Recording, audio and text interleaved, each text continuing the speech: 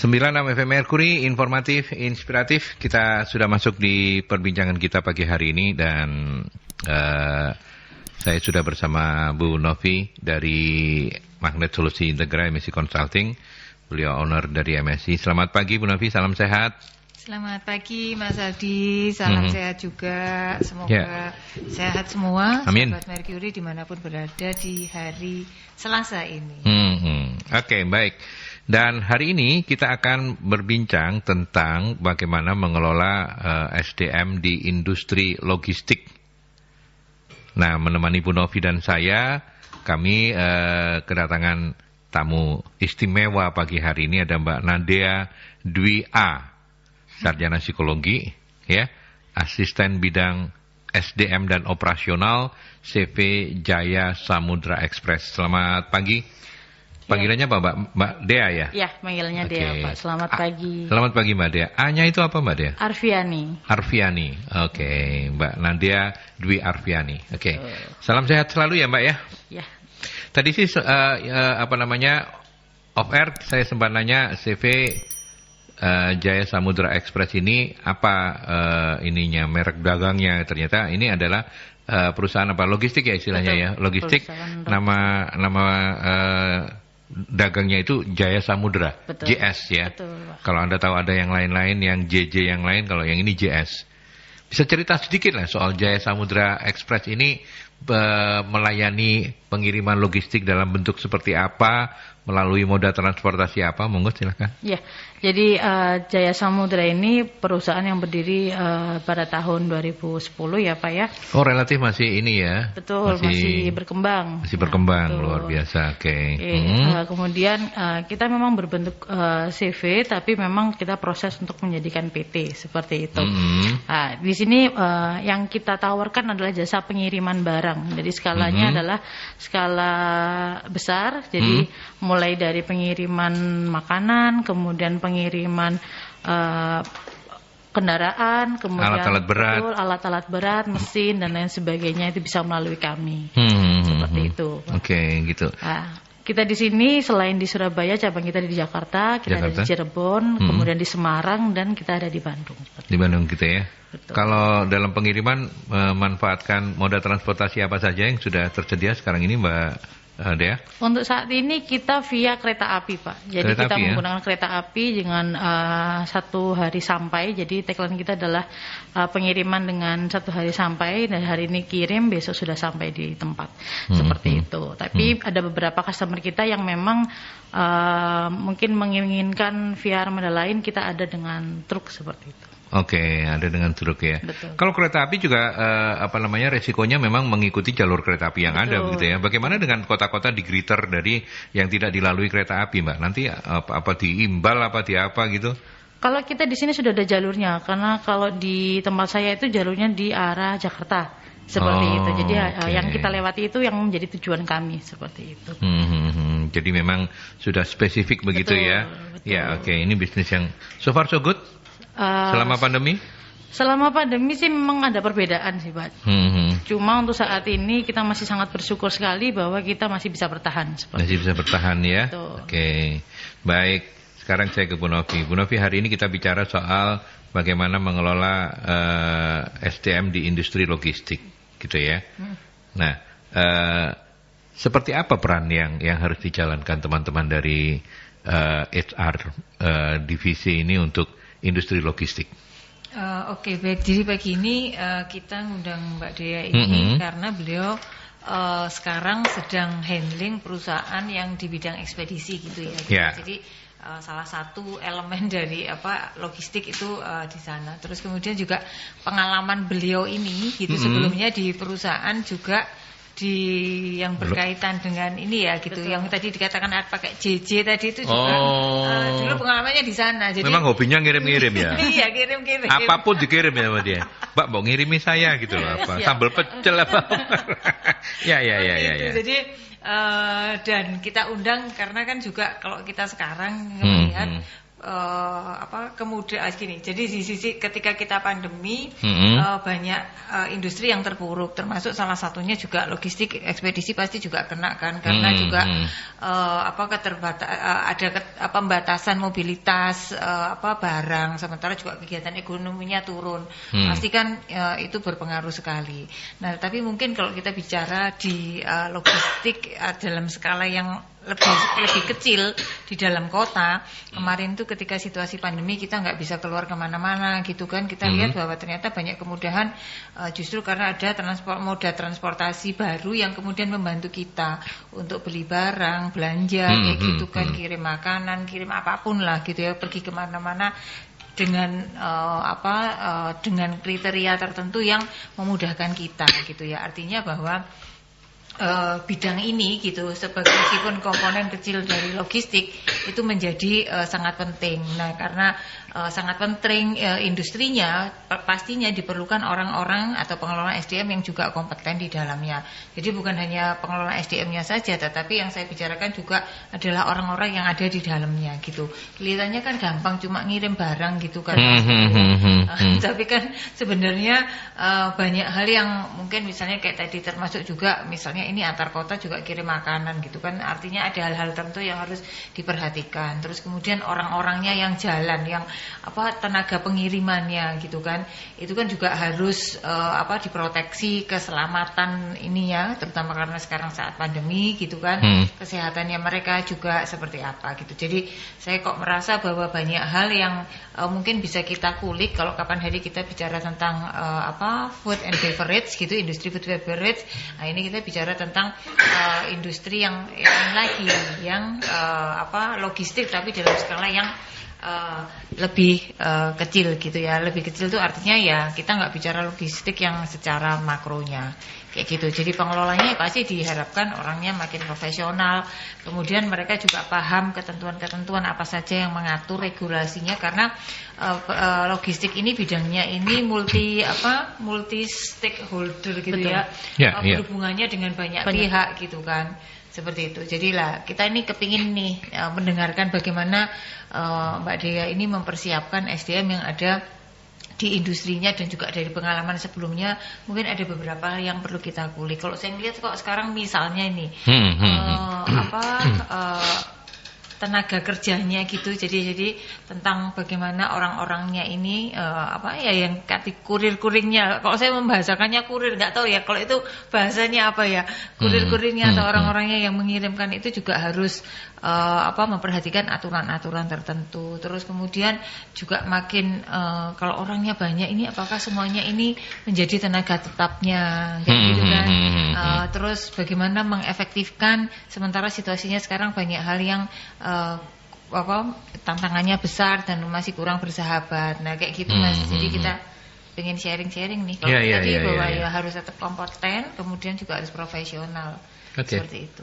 Ya, Mbak Dea, kalau termasuk yang di Jaya Samudra ini sudah berapa lama berkecimpung di perusahaan logistik di bidang SDM?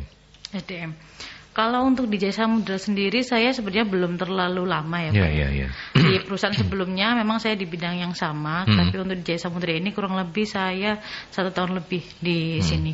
Seperti itu. Ya. Dalam perusahaan logistik itu ketika bicara soal pengelolaan SDM, apakah ada yang lebih prioritas satu, divisi ini lebih prioritas dibandingkan yang lain dalam pengelolaannya bagi teman-teman di HR sendiri? Kalau untuk seperti itu saya rasa kita semua harus mengelaborasi ya. Jadi semua departemen kita anggapnya memang penting karena itu satu kesatuan. Tidak mungkin kita mengunggulkan atau benar-benar memproses untuk di bagian pengiriman saja yang kita maksimalkan. Tapi tidak di back office-nya kita lemah di situ, kita tidak bisa seperti itu.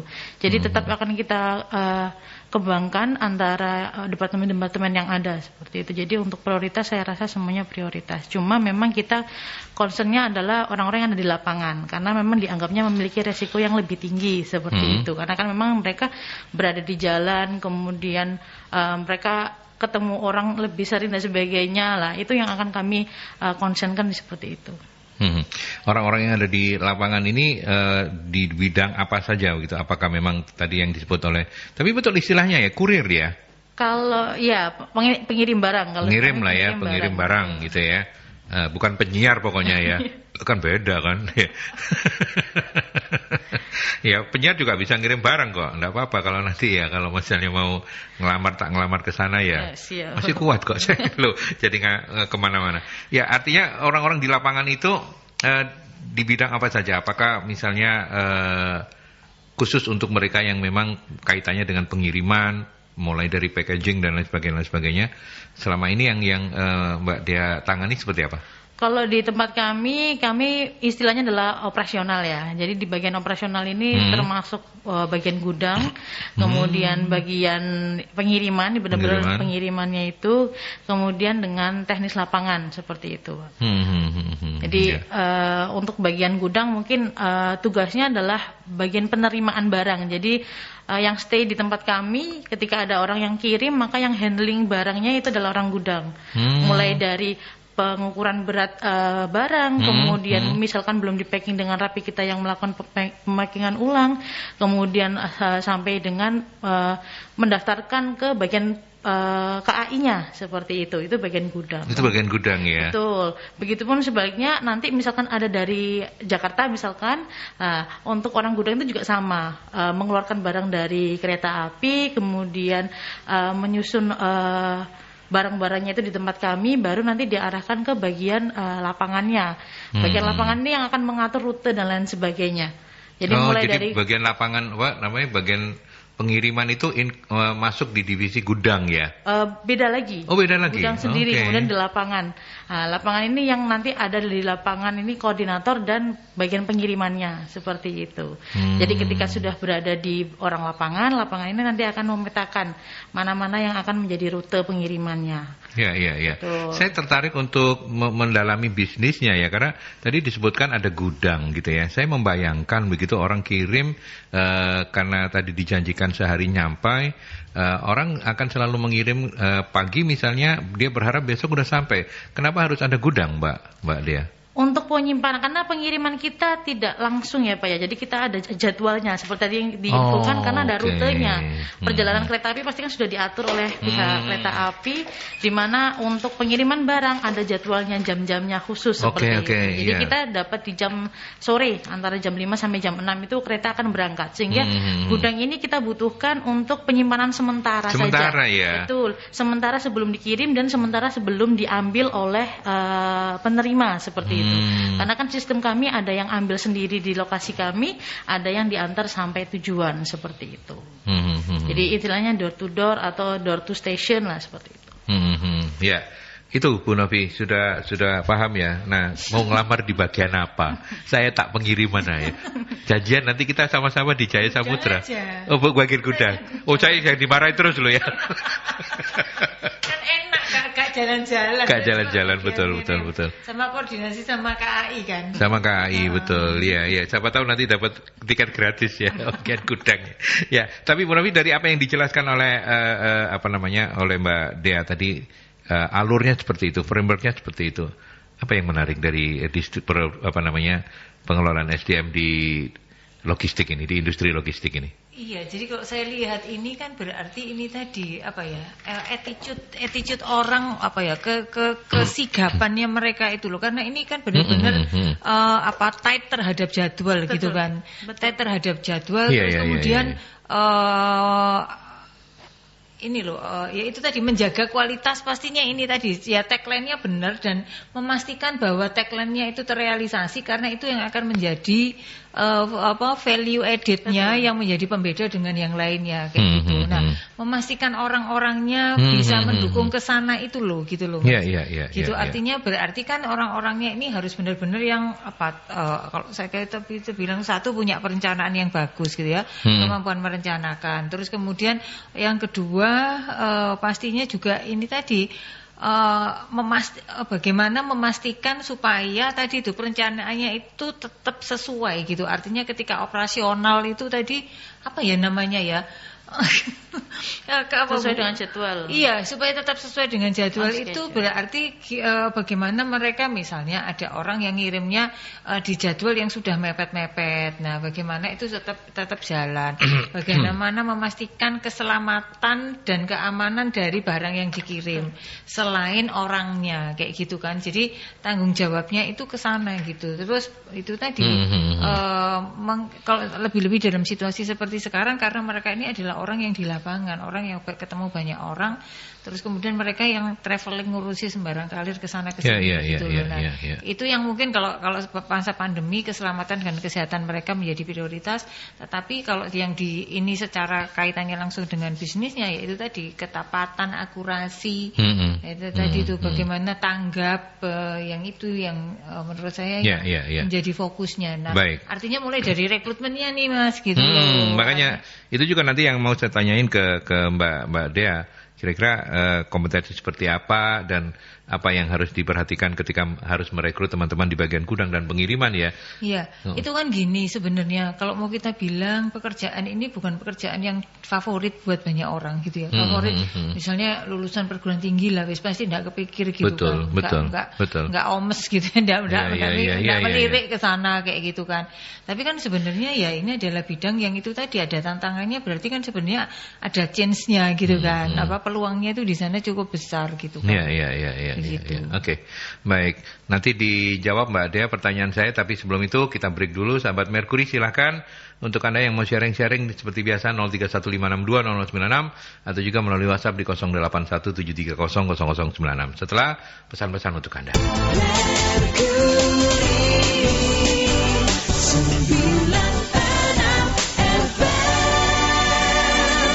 Tadi ketika break iklan, Bu Novi bertanya banyak sekali kepada Mbak Dea. Silakan Bu Novi, sekarang pertanyaannya boleh diulang. Membantu saya, maksudnya membantu sedikit gitu loh. Boleh. Yeah. Mbak Dea, ini kan kita lagi sharing-sharing nih dengan sahabat Mercury gitu kan, untuk cerita gimana sih pengelolaan HR di industri ekspedisi kayak saat sekarang gitu. Nah, ini tadi kan nyambung yang sebelum kita break lagu tadi, iklan betul. Mas Aldi kan udah nanya tuh apa tadi Mas pertanyaannya sampai lupa sih. Kompetensi ya. Tak sambungkan sebentar. Kompetensi sih tadi. Ya, artinya ketika butuh gitu, ketika rekrutmen apa-apa yang harus diperhatikan, misalnya ketelitian kah atau apa kayak gitu ya. Kira-kira kayak gitu. Lebih seperti itu. Nah, nyambung dengan yang tadi ditanyakan oleh Mas Aldi itu tadi lo pendidikan Mas Aldi. Tadi kan teman-teman ini kan bisa jadi kok bayangan saya karena sifat pekerjaannya juga pasti bukan teman-teman yang dari mereka yang dari pendidikan tinggi gitu ya. Bayangan saya mereka dengan pendidikan yang mungkin SMA mungkin bisa jadi ke bawah gitu ya karena juga mungkin tenaga fisik mereka yang diperlukan. Nah, dengan kondisi seperti itu tuh mungkin apakah ada hal-hal yang ini perlu diperhatikan banget gitu ketika manage mereka mulai dari rekrutnya, manage mereka seperti itu. Untuk kita memang pendidikan ini yang menjadi tantangan sih Bu Jar, karena untuk menggait yang S1 atau yang lainnya ini kita agak kesusahan karena memang perusahaan ekspedisi pengiriman ini dianggapnya untuk bagian pengiriman adalah pekerjaan yang kasar.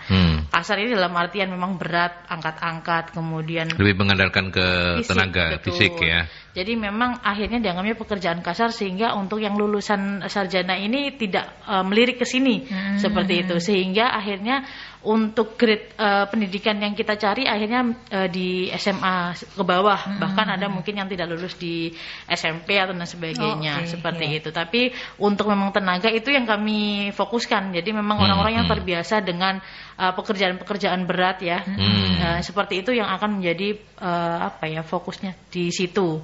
Cuma memang tantangannya ini tadi memanage orang-orang dengan pendidikan yang menengah ke bawah ini memang lebih susah ya. ya Bu ya.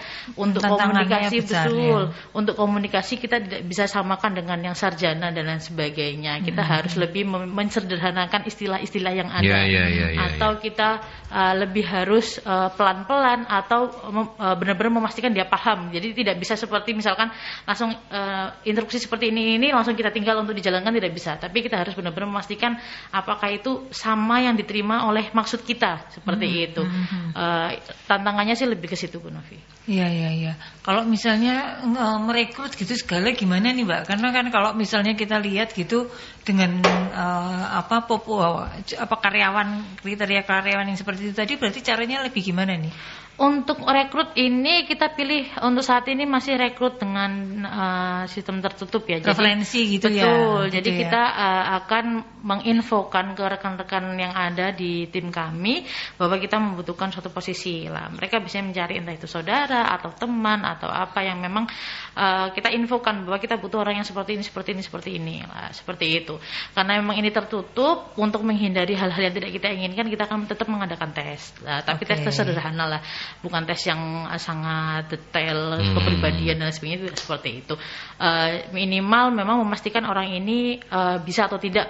Misalkan contoh masalah hitungan sederhana, kemudian untuk masalah persepsi, nalar dan sebagainya, untuk yang seperti itu saja. Iya. Mbak Dea, pengalaman di bidang industri logistik kan sebelum di Jaya Samudra Express ini kan udah ada gitu ya.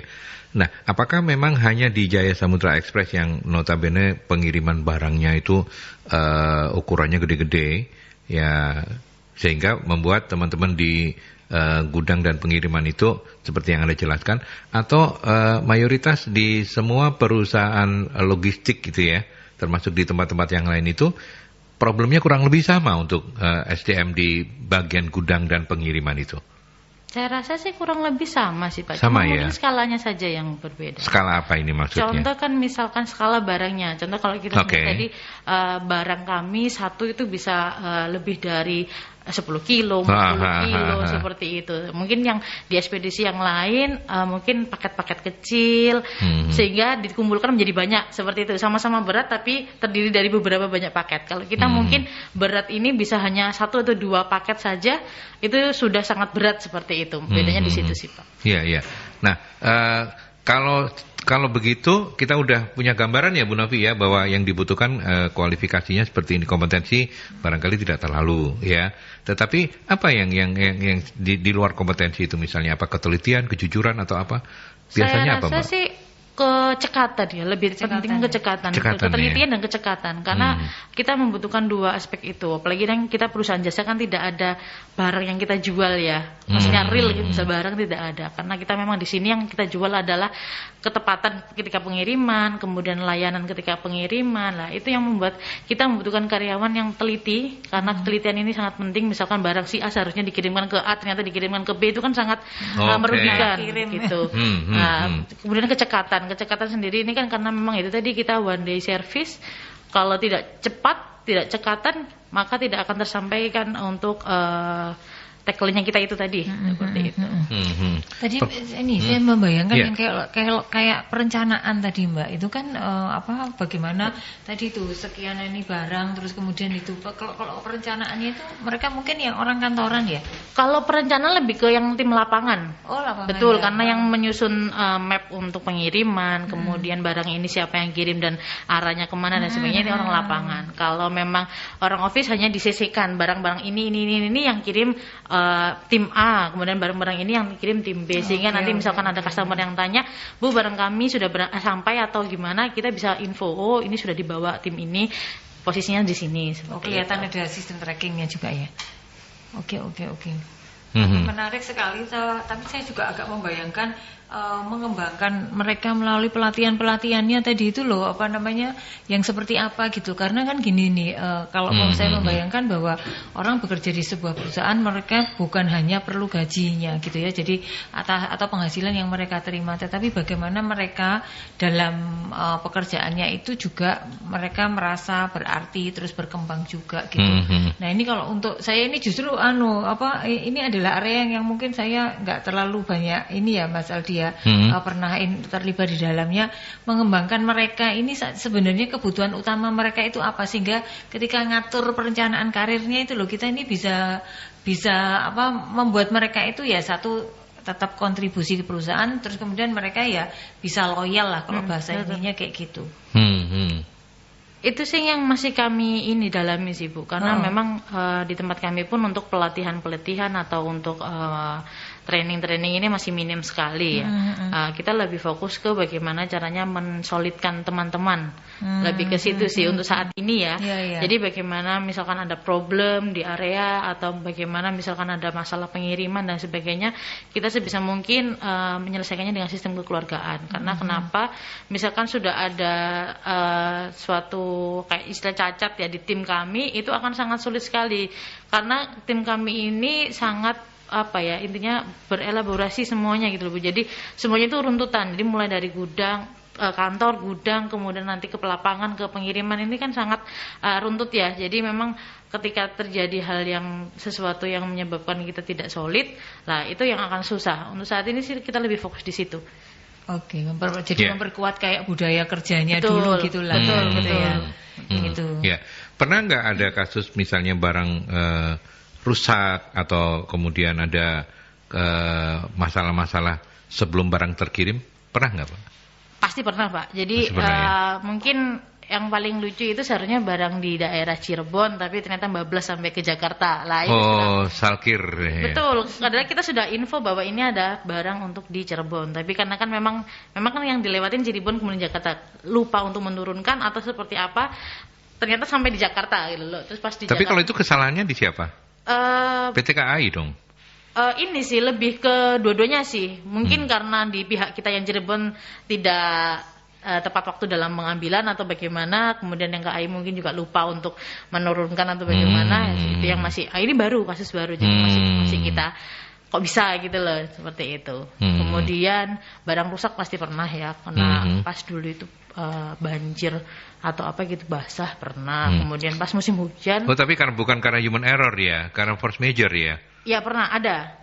Kalau yang artinya saya nanya itu kalau misalnya kesalahannya karena human error begitu, bagaimana kemudian mengkomunikasikan atau Mbak Dea di SDM menghandle? Ini jadi tanggung jawab kamu ya. Berarti kalau ada kerusakan kayak gini, kamu potong gaji kah apa gitu. Kalau boleh diceritakan? Kalau yang pernah itu yang via truk ya Pak ya. Itu tuh supir kami yang jatuh gitu loh Bu. Jadi memang barangnya akhirnya ada yang pecah, ada yang rusak, ada yang penyok seperti itu. Itu pernah terjadi. Kemudian memang supir kami yang akhirnya diinfokan untuk mengganti, tapi kan barang yang diklaimkan ya itu kan nggak sedikit jumlahnya, jadi memang akhirnya tetap perusahaan yang mengganti seperti itu. Tapi di cover asuransi semua ya barang ini kirimnya? Asuransi kita sendiri, dari kita sendiri. Jadi sudah ada perjanjian bahwa misalkan terjadi hal-hal yang tidak diinginkan, berapa kali dari ongkos kirim seperti itu. Ya, jadi memang sudah ada di surat jalan kami di ketentuan itu ya. Silakan untuk Anda yang mau sharing-sharing. Ya, kita terima telepon dulu. Selamat pagi Mercury. Selamat pagi Mas Adi, Mbak Novi, ini Johan. Ya Pak Johan. Pagi. Monggo silakan Pak Johan. Ini pernah diundang jadi narasumber juga loh. Oh iya. Mas Adi ya. Mau nanya ini. Iya Mas, monggo. Silakan. Iya, terima kasih. Selamat pagi. Tertarik sih tadi ini sambil jalan di mobil sambil dengerin ceritanya. Kalau bicara distribusi, ini Mbak Nadia. Mbak Dea panggilannya. Mbak Nadia, kalau bicara distribusi itu kan sebetulnya biasanya kan kaitannya dengan kita manage ya. Biasanya kan banyak fraud gitu ya. Problem terbesarnya itu biasanya yang saya hadapi kalau bicara tentang distribusi itu bagaimana memilih karyawan yang betul-betul nggak punya kecenderungan untuk melakukan fraud. Karena sebetulnya kan dalam perjalanannya itu fraud itu kan kayak penyakit gitu ya, satu karyawan akhirnya ngajak-ngajak temannya, itu enak loh Rek, kita di sana ada yang ngeprint bon bensin palsu misalnya. Oh, iya. Biasanya kemarin itu yang ngeprint bensin tuh rumahnya 1 kilo dari saya malahan, jadi super-super ke sana semua. Oh, jadi spionase ya, Mas Johan ya? Iya. Mas Johan ngomong tidak Pak Johan. Oke. Nah, Ya. saya berpikir akhirnya sebetulnya ada nggak ya metode untuk bisa mengantisipasi atau at least how to to select gitu ya. Bagaimana kita select people sehingga betul-betul kita memastikan bahwa yang bersangkutan itu bisa bisa kita dapat orang-orang yang amanah gitu ya. Memang ya kita kan bicara trade itu kan akhirnya ya bisa banyak tools ya. Kalau selama ini selalu percaya behavioral event interview, tetapi bagaimana kita di tag ya, selain adanya reference check dan sebagainya sudah kita lakukan. Misalkan ada reference check, ada behavior, ada mau pakai simptom kejujuran, pakai tulisan tangan sembarang ngalir tuh. Biasanya juga pakai tulisan tangan untuk detek kebohongan. Tapi apakah ada cara lain ya dalam praktis yang bisa membuat kita memastikan supaya kita dapat benar-benar SDM yang benar amanah gitu ya? Iya. Di sharing begitu. Oke. Mohon maaf Mbak Novi ya. Ya, terima kasih. Terima kasih banyak Mas Johan. Hati-hati ini kepanjangan soalnya. Oh, iya. Ya, selamat pagi. Selamat pagi, hati-hati di jalan, monggo. Silakan Mbak Dia, ditanggapi dari Mas Johan. Kalau memang masalah-masalah kecurangan pasti ada ya Bu ya. Jadi dalam segi administrasi seperti tadi klaim bensin, klaim uang makan dan lain sebagainya itu pasti ada. Cuma memang di kita ini sistemnya adalah seperti contoh bensin saja kita harus pakai nopol seperti itu. Jadi memang walaupun misalkan dia di mana tapi kalau memang itu nopolnya memang mobil yang dia bawa itu tidak masalah. Kemudian kita juga mengecek misalkan nota-nota yang ada itu. Jadi kadang memang kalau misalkan kita merasa nota ini kok mencurigakan ganjil gitu ya. Sebagainya, betul, kita bisa menghubungi yang tertera misalnya notanya di mana, stempelnya dan sebagainya itu. Cuma itu adalah hal-hal yang bisa kita tangani ya di bagian administrasi. Tapi untuk kami itu tadi kita memegang orang-orang yang memang mereka takuti. Jadi seperti koordinator lapangannya itu memang orang-orang yang sangat tahu mereka gitu. Jadi ketika ada apa-apa maka kita yang pegang adalah koordinator lapangannya. Jadi akan ada double misalnya takut lebih takut gitu dengan atasnya takut, apalagi atasnya itu orang yang mereka segani seperti itu. Jadi lebih ke situ sih kalau kita. Oke, jadi pakai tadi itu karena ini sistemnya referensi gitu ya, referensi sehingga itu tadi pendekatannya tetap harus pakai jaminan ya, meskipun tidak tertulis gitu jaminannya adalah orang yang bawa gitu kan. Betul. Gitu. Gitu. Jadi di era yang seperti sekarang yang katanya sudah digitalisasi segala macam-macam, beberapa industri setahu saya memang masih begini gitu. Karena saya punya klien juga industri emas gitu. Mereka ini memang tadi juga karyawannya karena dia punya toko. Nah di toko-tokonya karyawannya memang bukan orang yang sarjana gitu kebanyakannya, meskipun orang yang sudah kerja puluhan tahun di sana ya mereka adalah orang SMA, ada yang SMP kayak gitu. Terus yang kalau dicari itu juga gitu adalah selalu mereka nggak buka rekrutmen secara terbuka kayak gitu ya, jadi misalnya woro-woro gitu nggak, tetapi mereka hanya intern siapa-siapa orang-orang yang ada di situ gitu. Jadi teman bawa teman kayak gitu. Jadi bawa teman gitu karena ini sama. Kalau ini kan lebih lagi karena dia ini emas, toko emas gitu. Jadi kan kan kita tahu kalau misalnya kita mau berkunjung ke pabrik emas aja, itu sistem security-nya kan luar biasa. Mobil kita, kendaraan kita masuk kayaknya kayak ada kayak kerangkengnya gitu. Kerangkengnya dibuka. Terus kita itu ketika yang kerangkeng pertama dibuka, mobil kita itu ada di tengah-tengah dulu, kayak nggak tahu lah diperiksa atau diapakan dulu. Depannya itu ada kerangkengnya. Lepas ini baru kerangkeng yang depan mau masuk ke perusahaannya itu baru bisa masuk ke sana kayak gitu. Jadi sistem pengamannya masuk seperti ini terutama juga kayak toko emas. Pasti kan pakai body check segala macam gitu ya karyawannya. Kalau pagi body check nggak tahu terus mereka itu ketika mau dasar dagangannya gitu ya, dagangannya itu kan juga ada berapa tray itu kayak bakinya gitu lah, berapa traynya. Nah itu kan juga gitu keluar ini itu masak gram aja kan lumayan sudah 500 betul. Itu lah dilek kan ya kroso gitu. Iya pernah tak? Gitu kan jadi yang seperti itu karena bisnisnya yang seperti itu sangat butuh sekali kepercayaan. Apa ya istilahnya orang yang jujur lah kayak gitu. Karena itu juga itu tadi cara merekrut karyawan juga mereka masih itu tadi teman bawa teman.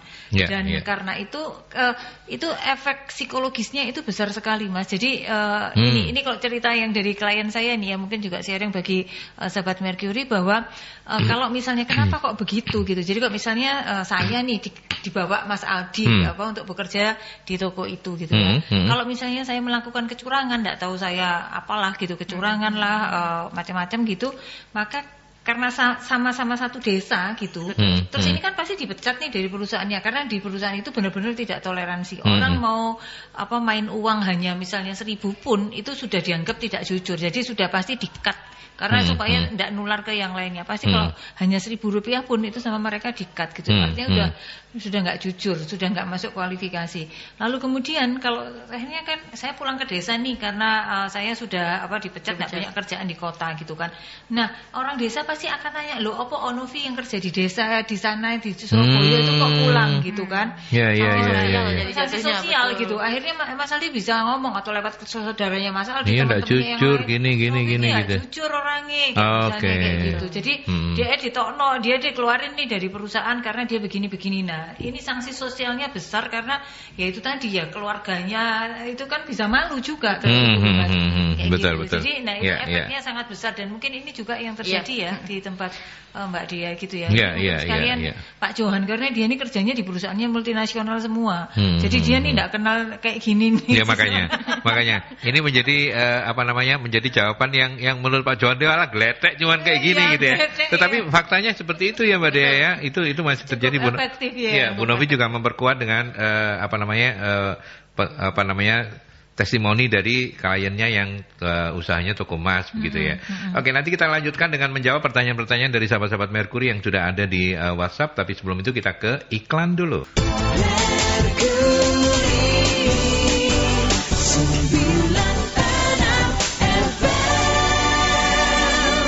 Ya oke, kita lanjut ya dengan menyapa Mas Ahmad. Dalam mengelola SDM, apakah keharusan mengikut sertakan dalam asuransi jiwa, apa plus minusnya? Kemudian saya pilih dua-dua dulu ya, karena ini waktunya juga udah mepet. Ibu Firda, apa strategi utama dalam mengatasi persaingan yang boleh dibilang ketat dalam jasa pengiriman logistik? Mbak Dea, monggo silakan.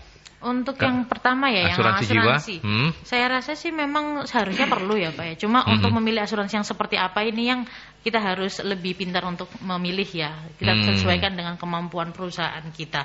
Mungkin untuk perusahaan-perusahaan yang besar bisa memilih asuransi yang memang bagus, yang kemudian full coverage dan sebagainya. Nanti memang untuk perusahaan-perusahaan yang lain minimal kita akan bertanggung jawab misalkan terjadi hal-hal yang tidak diinginkan. Contoh kecelakaan misalkan. Walaupun kita tidak mendaftarkan di asuransi yang pada umumnya kita akan full mengcover untuk pengobatan, kemudian biaya-biaya rumah sakit dan sebagainya, seperti itu.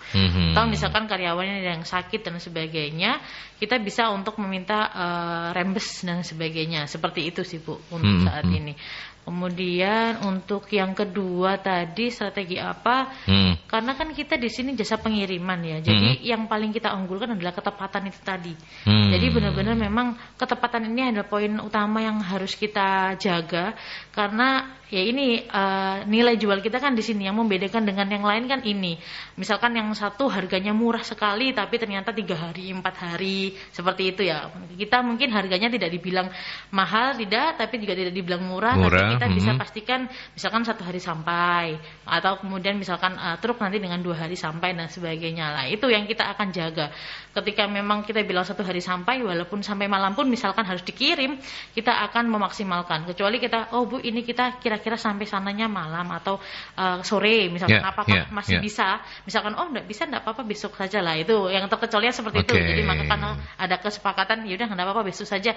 Nah, itu makanya kita akan kirimkan besok lah. Itu yang akan kita benar-benar prioritaskan seperti itu. Jadi karyawan ini bagaimana caranya mereka sadar dan paham bahwa kita ini jasa. Kita ini yang kita jual adalah pelayanan.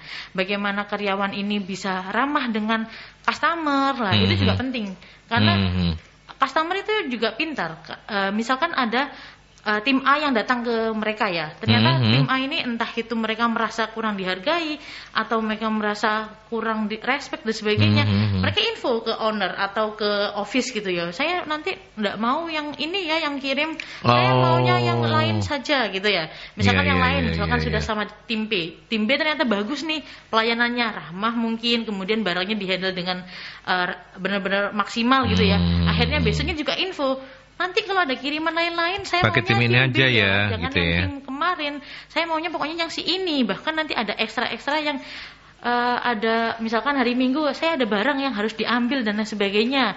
Tolong kirimkan karyawan dan sebagainya dengan harga sekian-sekian misalkan. Ya itu dia juga request. Saya maunya si A, si B seperti itu. Sampai segitu ya. Betul. Jadi memang itu yang akan kami infokan ke karyawan bahwa ini loh jasa ini apa sih yang dijual? Karena jasa ini kan nggak ada barangnya itu tadi. Makanya kepercayaan itu penting, kemudian excellent service itu sangat penting sekali. Kemudian ya itu tadi info di awal seperti apa kita harus benar-benar lakukan gitu. Misalkan kita info ini bisa 1 hari sampai, maka kita akan melakukan itu gitu loh. Kecuali nanti ada hal-hal yang entah itu kecelakaan atau yang force major yang lain gitu ya. Itu kita akan sampaikan bahwa memang ini di luar kendali kami, maka terjadi ini dan ini seperti itu. Nanti untuk masalah penggantian dan sebagainya itu kita bicarakan secara bersama lah, istilahnya seperti itu.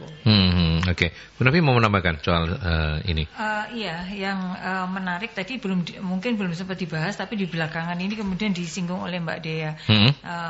Ini tadi bahwa customer fokusnya untuk menunjang excellent servisnya tadi, itu tadi yang dibentuk lewat memperkuat budaya kerja tadi. Gitu. Jadi saya melihat benang merahnya di sana. Makanya mungkin program pengembangan karyawan ya atau bagaimana meng-engage mereka itu caranya beda dengan misalnya kita bicara framework ketika pengelolaan SDM di perusahaan yang sudah settle kayak gitu ya, atau dengan tipikal karyawan yang berbeda. Jadi kalau dengan usaha yang sederhana seperti ini gitu ya, sederhana itu artinya bukan berarti sepele bisnisnya gitu enggak. Tapi maksudnya dengan karyawan-karyawan tipikal karyawan yang seperti itu, terus kemudian dengan skop jasanya yang demikian, yaitu tadi maka tadi strategi pertamanya memperkuat budaya tadi, karena memperkuat budaya itu salah satu saya yakin pasti yang diperkuat adalah budaya bagaimana tadi itu memberikan pelayanan prima kepada customer. Pelayanan prima itu antara lain juga harus didukung dengan itu tadi kompetensi lain yang memadai seperti misalnya ketelitian, kecekatan. Jadi itu yang dibangun dan itu tadi membuatnya itu menjadi diperkuat di budaya kerja yang mungkin juga cara-caranya itu juga pasti dengan cara-cara berbeda.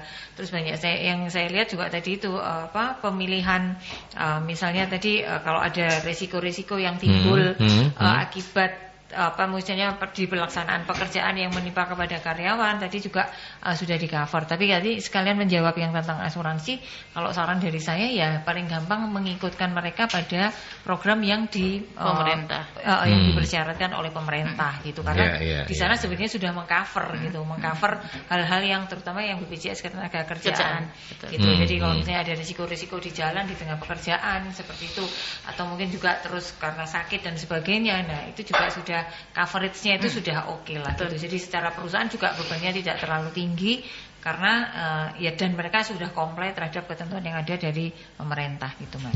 Oke, baik.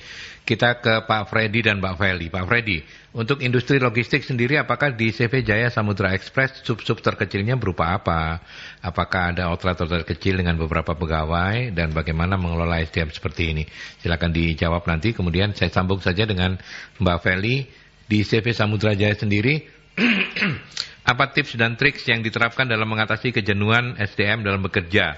Apakah ada pelatihan, ada touring? Kalau ada touring mau ikut tambah pengen ikut mungkin di sini ya. Aku ya melak lah. Kereta api. Oh iya, kereta api. Silakan Mbak Dea. Apakah memang punya outlet-outlet kecil atau sementara ini masih bentuknya pusatnya di Jalan Cepu ya kalau saya nggak salah ya tadi ya. Terus kantor-kantor cabangnya ada di beberapa kota yang lain atau ada outlet kecil gitu? Kalau kita ini istilahnya adalah cabang ya. Jadi yang pusat adalah di Surabaya di Jalan Cepu itu tadi. Kemudian kita ada di Jakarta. Di lapangan Tanah Merah itu, kemudian di Cirebon, di Semarang. Jadi untuk outlet-outlet kecil yang seperti ekspedisi yang lain ada. Itu belum ya. Karena misalkan di Surabaya ada beberapa outlet itu kita belum ada seperti itu, karena kita semuanya terpusat. Apalagi kan armada kita kan kereta api, jadi kita akan mengikuti di mana kereta api itu ada. Seperti itu. Jadi untuk outlet kecil kita belum ada, tapi untuk area atau cabang di luar sebagai tujuan kita, misalkan ke Jakarta itu ada satu, kemudian nanti ke Cirebon ada satu, Semarang ada satu, seperti itu. Masih di Jawa lah ya istilahnya ya. Ya, karena barangnya juga besar Mas. Jadi betul kapasitas ininya betul. Tadi minimal 40 kilo. Iya, minimal 40 kilo bisa dibayangkan gitu kan. Kata Bu Novi, Mas Aldi masuk ini. Tuh ya apa? Ya masuk tinggal dibungkus aja wis. Ya kalau soal mengatasi kejenuhan SDM, apa yang selama ini dilakukan? Ya, kejenuhan ya. Kita biasanya memang ada beberapa rutinan yang kita lakukan. Jadi misalnya biasanya makan-makan bersama. Itu saya rasa memang mungkin sepele ya, tapi ternyata dalam kegiatan seperti itu tuh lumayan apa ya, istilahnya mengurangi rasa capek anak-anak seperti itu. Jadi misalkan setelah pengiriman dan sebagainya, makan siang kita makan bareng di kantor atau sorenya dan sebagainya itu. Kemudian yang kita lakukan juga adalah rolling. Jadi yang biasanya berada di gudang kita akan alihkan ke bagian pengiriman. Yang di pengiriman mungkin terlalu lelah misalkan ya, sudah lama selalu stay dulu di kantor di bagian gudang gitu. Dipindah ke daerah gudang seperti itu. Jadi ini efeknya adalah yang pertama teman-teman yang ada di kantor di perusahaan kami ini bisa melakukan pekerjaan macam-macam. Jadi multitasking itu akhirnya orang kantor, gudang bisa melakukan pengiriman, betul operasional. Untuk yang bagian pengiriman juga bisa untuk handling gudang seperti itu. Itu sih yang kita lakukan saat ini. Ya oke. Bu Novi mau komen juga untuk Pak Freddy dan Mbak Feli. Saya terutama untuk mengatasi kejenuhan ya, untuk mengatasi kejenuhan kerja dengan tipikal karyawan-karyawan yang seperti tadi. Ya kalau menurut saya lebih ke inilah mereka sendiri merasa terikat satu sama lainnya, itu menurut saya juga sudah ini. Dan saya belum membayangkan pekerjaannya, membayangkan tapi nggak ngerti secara pastinya ya. Ketika kemudian di rolling itu saya masih membayangkan apakah nanti itu kan ada kompetensi utama yang sebenarnya dibutuhkan di masing-masing bidang gitu ya. Jadi kalau misalnya di rolling tadi itu memastikan bahwa memang saya menjadi sangat apresiasi bahwa mereka bisa multitasking gitu ya. Tapi kalau kemudian ada handicap nggak gitu ya? Jadi kan ada kompetensi-kompetensi tertentu yang memang itu dibersyaratkan ada di sana kayak gitu kan. Nah itu apakah itu nanti tidak mengganggu sebenarnya seperti itu gitu. Mungkin kalau saya masih kebayang itu Mbak Dea gitu loh. Tapi bahwa tadi itu kalau saya ngelihat ini tadi budaya kerjanya mereka ini cukup terikat kuat gitu. Dan mungkin kan tetap ada hari libur kan ya? Ya tetap ada hari libur ya, di kesempatan-kesempatan libur gitu. Ya itu tadi bisa kumpul-kumpul bersama gitu. Tapi kalau gini, kalau merasa untuk ini saya lihat bahwa kalau mereka terikat satu sama lainnya itu ya sudah gitu. Dan kalau misalnya mau dibilang jenuh, mungkin tidak jenuh ya. Soalnya orang operasional itu kan mereka justru ketemu banyak situasi-situasi baru gitu ya. Jadi sebenarnya yang jenuh sebenarnya di office di sini. Di office. Rasanya begitu. Jadi kalau mereka ketemu orang baru, terus kemudian melayani customer itu memang sebenarnya menyenangkan kan. Kalau kita memang hobinya di sana gitu ya, ketemu customer itu sebenarnya menyenangkan karena kita akan ketemu dengan orang yang berbeda-beda.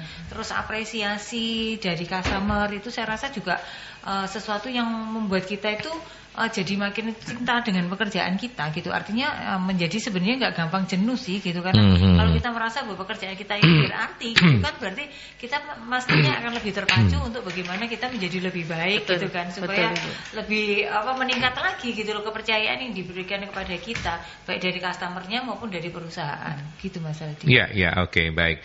Sebagai closing statement untuk pertanyaan saya ke Mbak Dea. Mbak Dea, sudah kepikir nggak bahwa nanti akan Jaya Samudra Express ini akan lebih berkembang, tidak hanya kereta api tapi menggunakan moda-moda transportasi yang lain, atau akan lebih mengembangkan apa begitu?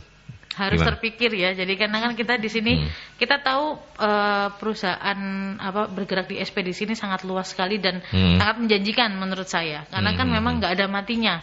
Semua orang tetap akan menginginkan barang. Nah, untuk sampai ke mereka kan pasti harus ada yang mengantar dan lain sebagainya ini. Apalagi sudah di era digital, kita tidak perlu lagi ke toko untuk beli dan sebagainya. Sehingga ekspedisi ini yang akan berperan penting. Nah, untuk selanjutnya pasti harus ada pengembangan-pengembangan untuk armada-armada yang lain, penambahan armada atau bahkan via ini biasanya via kereta api, nanti bisa via pesawat atau kapal, kapal seperti itu. Harapannya sih akan ke sana. Cuma kan untuk proses kita akan lebih membenahi di SDM dulu, memperkuat di daerah pusat, kemudian sehingga bisa maksimal. Jadi tidak menutup mungkin misalkan ada di daerah pusat yang sudah mumpuni nih, nanti kita akan bukakan di area lain untuk dipegang dan sebagainya. Iya, karena namanya Jaya Samudra. Kalau nggak pakai kapal, iya, lautnya harus berjaya di laut. Tapi matur nuwun sudah berkenan mampir Mbak Nadia. Sukses untuk Jaya Samudra Express. Sampaikan salam saya untuk ownernya ya. Kenal kan? Baik, terima kasih.